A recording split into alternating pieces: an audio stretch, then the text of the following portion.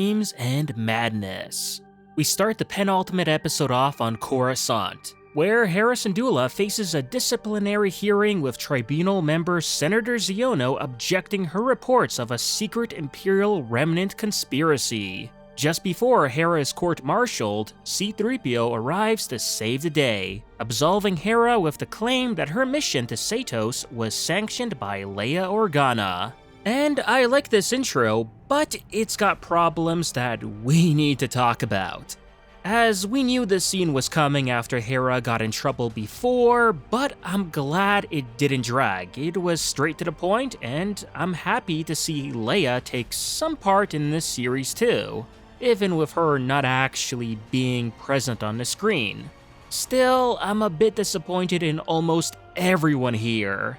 Like Hera not providing substantial evidence, like the mercenary bodies or even the body of an Imperial Inquisitor on Satos. Nor even any mention or recordings or witness reports of the Eye of Sion. Heck, the list goes on. What about the mentioning of the hyperdrive core that was stolen on Corellia that was linked with a massive starship capable of intergalactic travel, aka the Eye of Sion, and that when it jumped into hyperspace it killed several New Republic pilots? Or perhaps the missing prisoner Morgan that was saved by 2 Dark Jedi that massacred an entire New Republic capital ship? Like, seriously, come on. I know people like to complain about the New Republic's incompetence, and that's fair too, but to me, Hera is just as bad, in a different way. Then there's Senator Xiono, who seems to be coming down hard on Hera just for the sake of it, blindly writing everything off like, come on dude, even the New Republic fleet saw the Star Whales. They aren't fiction, at least not in this universe. Just ask your own people for proof and you'll get it. Which, again, I blame Hera for not even bringing that up. Mon Mothma is here, but she's become a weak leader that's a shadow of her former self, not even once sticking up for Hera here. Oh, and let's not forget about Admiral Akbar, who's just chilling in this scene without making a single peep. Is he on sleeping pills or something? It's ultimately such a disappointing scene, even if I did like it. But that's because it's the New Republic and I'll like anything to do with the New Republic, so take that as you will. And yes, Chopper being ready to throw hands at the simple droid comment was on point. Love that. Back in the intergalactic hyperspace jump, Ahsoka is training and preparing for whatever she might have to meet next on Peridea. And she does this by listening to an old training hologram that Anakin did for her during the Clone Wars. A nice callback to Rebels when we first learned about these holograms that Anakin had recorded for Ahsoka. It's a very short scene, but a heartwarming one. And besides, it's not like we can get enough of Hayden in the Clone Wars armor anyway. Not to mention the Hayden name drop here of Asajj Ventress was worth it too. Just perfect. Arriving at Peridea, the Purrgils run into an Imperial minefield left by Thrawn's forces and retreat. Which was, unexpected to say the least. Now, correct me if I'm wrong, but weren't the Purrgils supposed to die here anyway? Now I'm wondering if they postponed their own funeral plans and are going to continue living on wherever they just escaped to. Also, yeah, that is a lot of mines. How did Thrawn have so many mines? I don't think a Star Destroyer has that many mines on it in the first place, so that is also a bit iffy right there.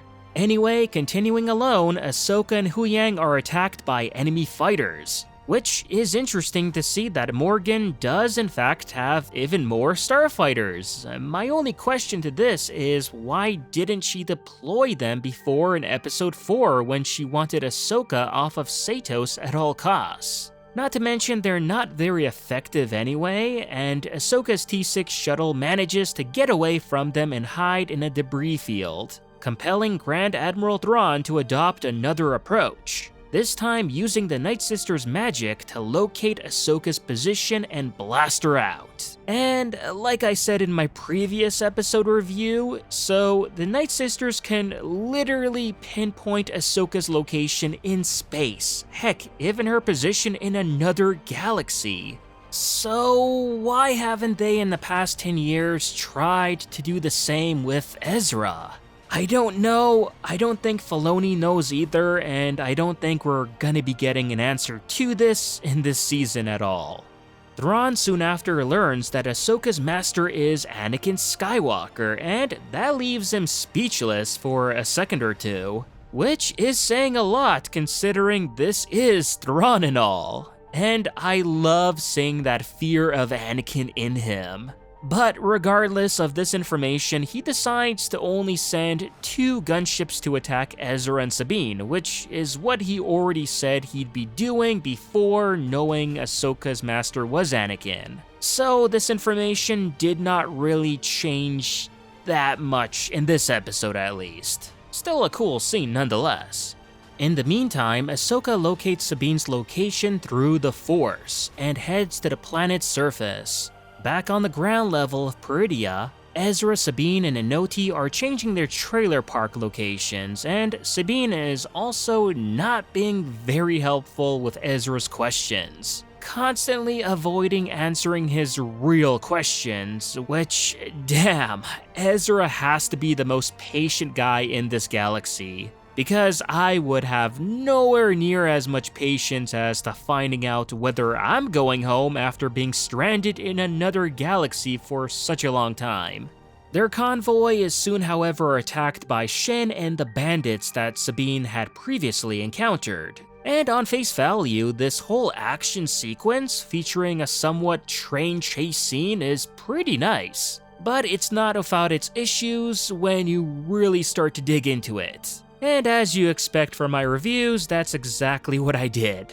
First of all, how did Baylan and Shin communicate and befriend the bandits who don't even speak basic, because why would they? Why would some primitive bandits speak a language from a whole other galaxy? Not to mention, when the bandits first ride up on them, they see Baylan and Shin standing around a bunch of dead bandit bodies. So wouldn't they automatically assume that they were the ones responsible for that? And if so, then why ally yourself with the enemy who just slayed your family and friends? I doubt they would even wait to hear them out, and even so, again, they wouldn't understand them. Even if Baylan and Shin were to try to say, "Oh, it's not what it looks like," the bandits would still not understand.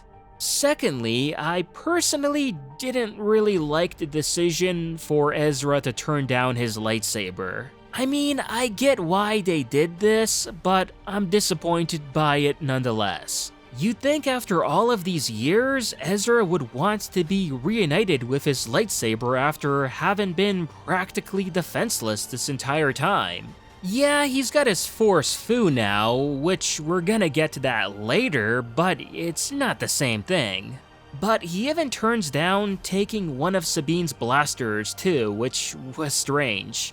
I just feel that they're going to do the same thing that they did to Anakin's lightsaber, where, you know, it became Rey's and then known officially as Rey's lightsaber, but in this case, just Sabine's lightsaber instead of Ezra's. And I don't know how to feel about that, as Ezra has now lost 2 lightsabers in a row.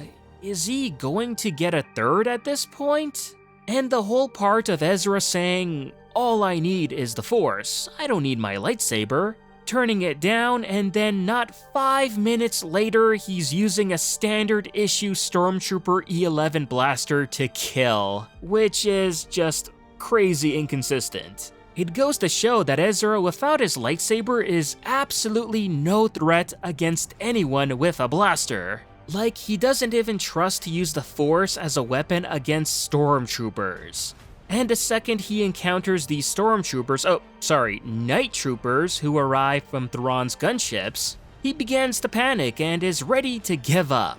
It's here that he drops his whole relying only on the Force as a weapon tactic and actually ends up picking a blaster, which, again, Sabine offered him one moments before, but he turned that down, only to just later pick up an E11 blaster and go to town with it? Still, I do give credit to Ezra here, as his Force-fu fight scenes were something new, and I liked how he force freezes Shin's saber similar to how Kylo Ren did to Rey in Rise of Skywalker. So that was cool. It's also during this action sequence that Baylan decides to randomly part ways with Shin, who, just like us, the audience was not expecting this. And as of right now, it's also hard to justify Baylan's decision, as I see more negatives here than positives, especially with him telling Shin that he has nothing more left to teach her, which is a plain lie. She's still a learner after all that struggles a bit in fighting with a non-Jedi like Sabine, so I'd say he's still got plenty to teach her. And to have her face off against Sabine once again, who she still struggles a bit against, and as well a Jedi like Ezra, was also not a very responsible move by Baylan here, as, to be fair, she'd probably die. For all Baylan knows, Ezra could have a lightsaber too, so he's essentially letting Shin be double-teamed here by two Jedi. Not to mention, Baylan had no idea or if the Night Troopers would even show up. Plus, it also feels like he's telling Shin what he thinks she wants. Maybe once we see what Baylan is actually up to, then I'll change my mind on all of this, as his reasoning will maybe make more sense. But until then, I'm not 100% feeling this random separation between them two. He lets Shin go ahead to fight Ezra and Sabine, as he doesn't want to take part in this. Yet several minutes afterwards, he sees Ahsoka and decides to help Thrawn after all and duel her again. I mean, if he really didn't care like he said, then he'd probably ignore Ahsoka, but then again, we wouldn't get a cool duel, so I'm not even mad at this.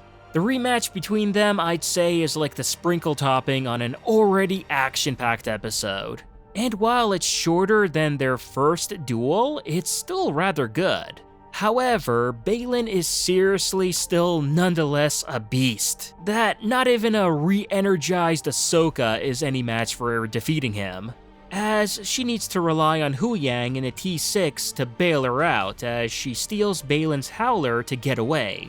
Baylan, of course, doesn't go after her and leaves to pursue his own agenda.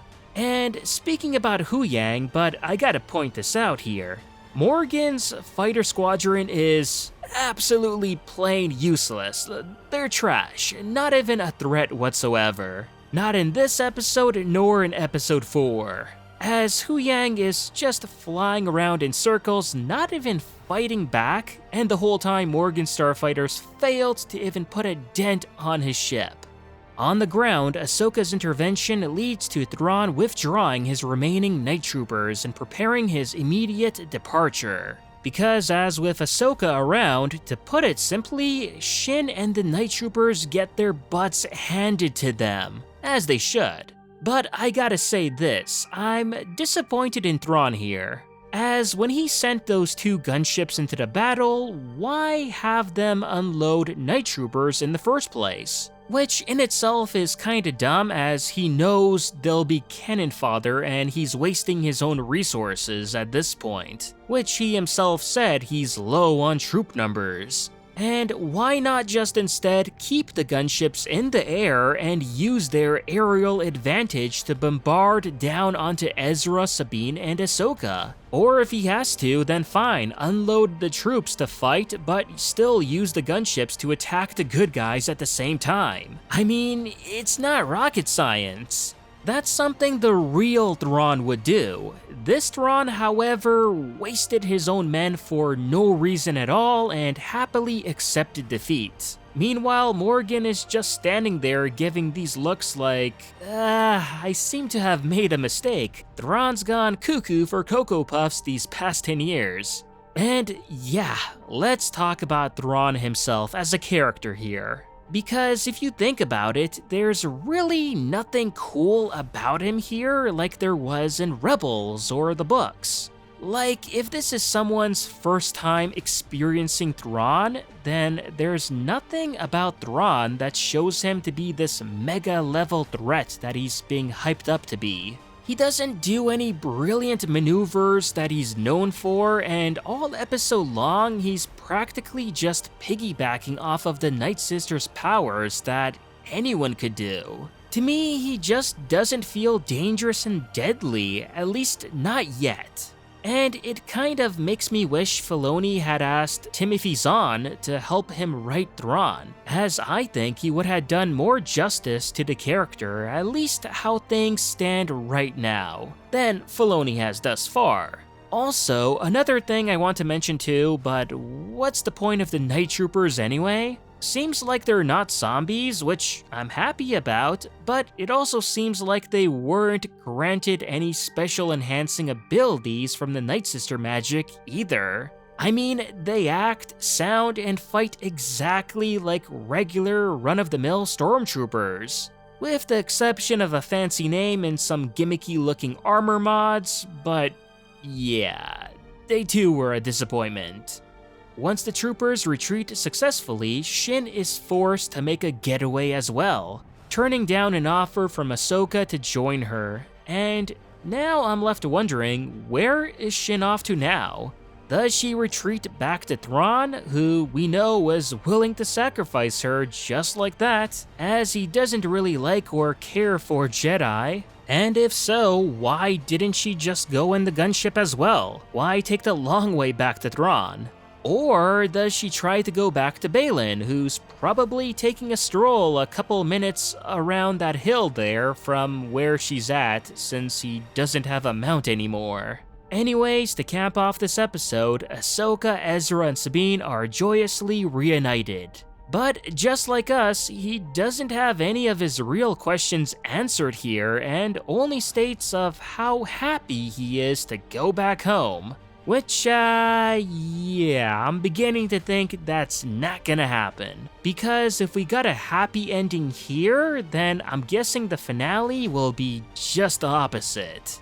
Overall, I'd say this episode was entertaining and had plenty of action, that's for sure. But in return for what we got was a shorter episode with absolutely no answers, no meaningful world building, no tension, and some disappointment concerning Ezra's reluctance to the lightsaber, the Night Troopers, Thrawn, and well, the plot moving forward maybe by a snail's pace.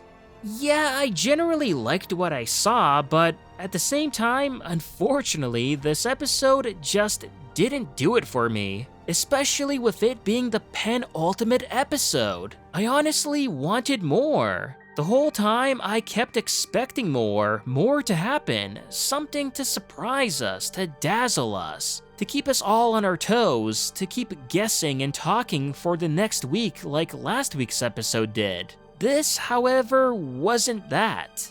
If anything, it kinda killed the hype for the finale, which is the exact opposite you want for the penultimate episode. Episode 6 hyped us up, this did the opposite. Practically everything that happened here was more or less predictable, and again, without any tension.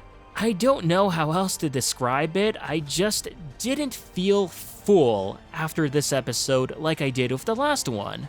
Which is a bit odd to say since this one had so much action compared to that, but well, I suppose I value storytelling more than action just for the sake of action. Which, if you think about it, the whole bandit involvement in this episode was filler and didn't really add anything of substance. Not only that, but as I mentioned before, it made absolutely no sense whatsoever.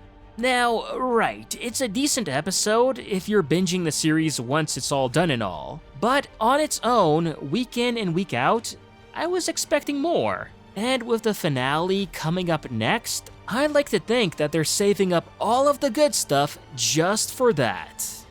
And that was my take on this episode of Ahsoka. Let me know what you all thought about the episode in the comments below. And if you haven't already, remember to like this video, subscribe to the channel, and I'll see you on the next one.